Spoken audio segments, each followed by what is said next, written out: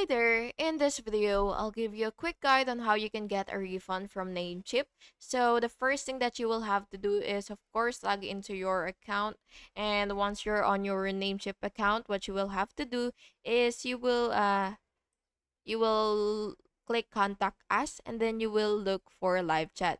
So what you will have to do is simply click that and wait for the site to load.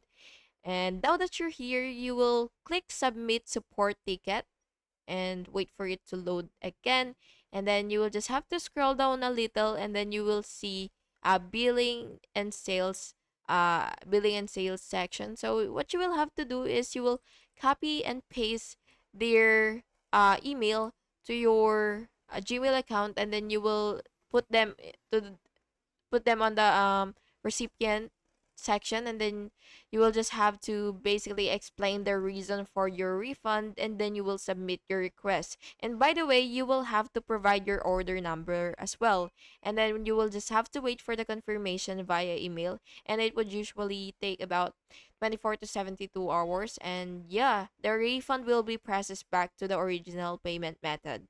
And that's basically just it, and I hope you found this video helpful, and if you did, please make sure to like and subscribe for more videos like this. Thank you and have an awesome day.